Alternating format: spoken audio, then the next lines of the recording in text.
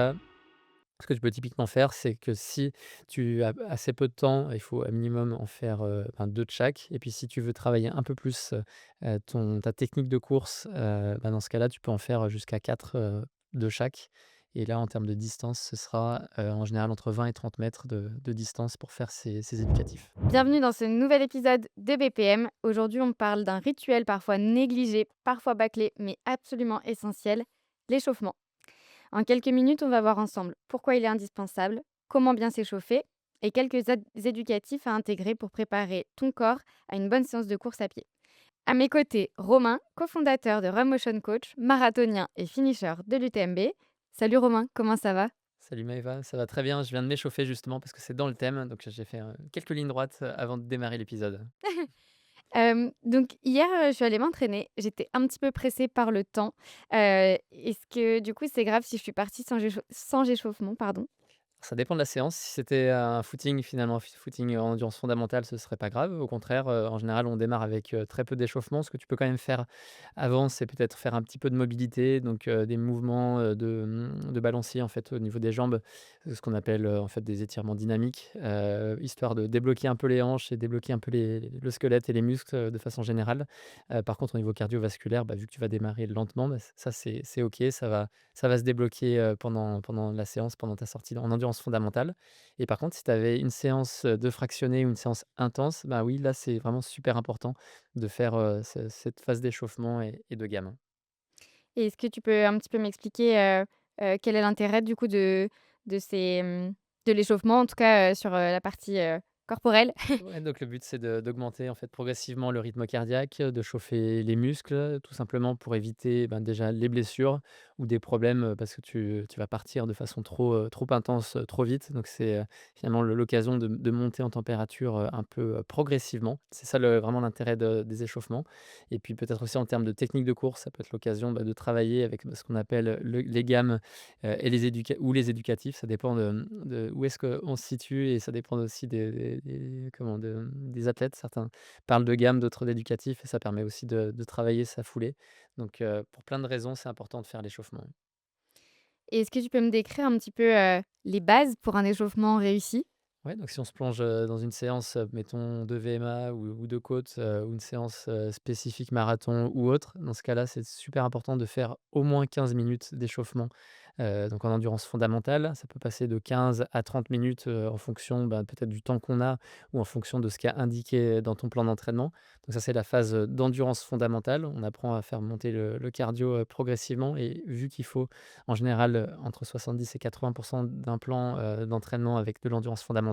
Déjà de le faire lors des échauffements, ça permet aussi, d'inclure ce volume, dans le cadre de cette, de ce volume et de cette endurance fondamentale.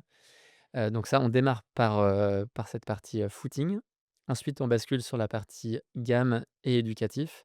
Donc, qu'est-ce que c'est les gammes? C'est par exemple de faire, des talons-fesses, des montées de genoux, des pas chassés, des jambes tendues. Ça peut être aussi des foulées bondissantes, ça peut être aussi un petit peu de faire tourner les chevilles, pour, éviter, typiquement si on fait du trail, des problématiques au niveau des chevilles.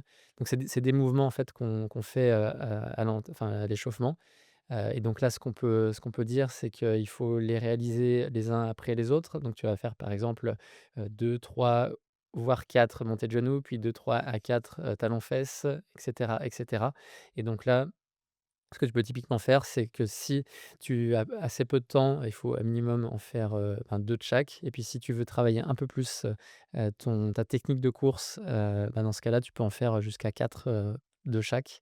Et là, en termes de distance, ce sera, en général entre 20 et 30 mètres de distance pour faire ces éducatifs.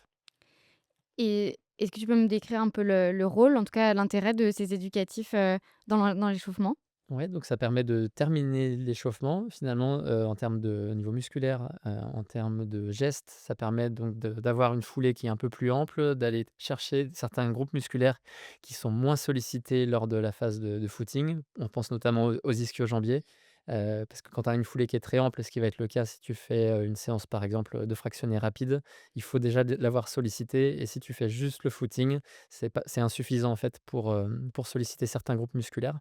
Donc ça permet d'avoir un échauffement qui est plus complet au niveau musculaire, mais c'est aussi l'occasion de travailler la coordination, peut-être aussi la pose de pied, parce que quand on débute, en général, c'est ce type d'éducatif, ce type d'exercice, ça arrive très souvent quand on n'arrive en fait pas à poser, correctement le pied au sol. Très souvent, on a une pose de pied qui est pas très dynamique et donc ça peut être l'occasion aussi de travailler cet aspect-là, lors de l'échauffement et lors de ce travail de gamme. Donc on a dit footing, gamme et après c'est bon, j'ai fini? Pas si vite, non, après il faut terminer par quelques lignes droites. OK. Donc ça, ces lignes droites, tu les fais pas en sprint à fond parce que tu commences à être un peu échauffé, mais tu es pas non plus complètement, prête pour l'exercice et donc là, si tu vas viser entre 80 et 90 de ta vitesse maximale lors de ces lignes droites et ce qu'on recommande, c'est sur la dernière ligne droite, donc par exemple sur la troisième ou la quatrième, c'est de le faire vraiment à l'allure, de ta séance parce que sinon le risque, c'est que, bah, tu sois enflammé lors cette phase de ligne droite et que tu arrives pas à connaître ton rythme de course et donc par exemple, bah, sur ta séance même VMA, tu vas partir en sprint, sur, les premiers 100 mètres, tu vas être essoufflé et donc ouais, c'est important de finir et moi ce que je fais toujours, c'est de finir la dernière ligne droite à l'allure de la séance. OK. On dit que les pistards ou en tout cas, les spécialistes de la piste, passent plus de temps à s'échauffer qu'à courir, est-ce que c'est vrai?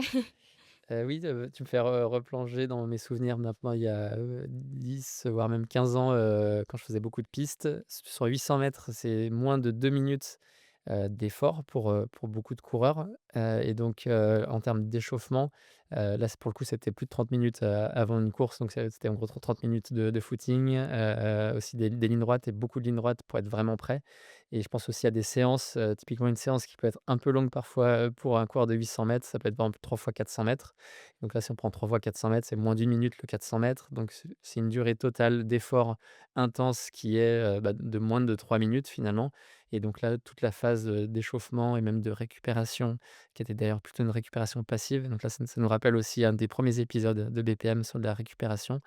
Ça voulait dire qu'en fait, la phase vraiment intense, c'était moins de 3 minutes, c'était plus de 30 minutes d'échauffement et souvent en général plus de 10 minutes de récupération. Donc finalement, le moment où on courait vraiment à l'allure, du 800 mètres, elle était très courte par rapport à toute cette phase, d'échauffement. Donc l'échauffement, c'est quelque chose, qui est très important. Est-ce que tu peux me récapituler un petit peu pourquoi? Oui, donc effectivement, pour, monter au niveau cardiovasculaire, pour, échauffer les muscles et puis se sentir tout de suite prêt sur les allures de la course. Donc on le résume, un bon échauffement, c'est 15 à 25 minutes de footing, plutôt lent en EF, Oui, 3 à 5 minutes d'éducatif et ensuite on termine par quelques lignes droites si on enchaîne sur une séance, rapide. exactement. Et si tu, manques de temps ou si tu as un peu la flemme, par exemple, si tu dois faire, je sais pas, une séance de côte, par exemple, je sais pas, de 10 fois 30 secondes, il faut quand même dans tous les cas, vraiment le minimum du minimum, c'est d'avoir 15 minutes d'échauffement pour faire monter le cœur et le système cardiovasculaire et un minimum faire, 2 éducatifs de chaque, donc ça peut être, 2 montées de genoux, 2 talons-fesses et au moins 2 lignes droites. Normalement, ça prend pas plus de 20 minutes si vraiment tu speed et donc c'est vraiment important de démarrer par ça si tu fais une séance intense. Merci Romain pour, toutes ces informations. Nous, on se dit à la semaine prochaine pour un nouvel épisode de BPM.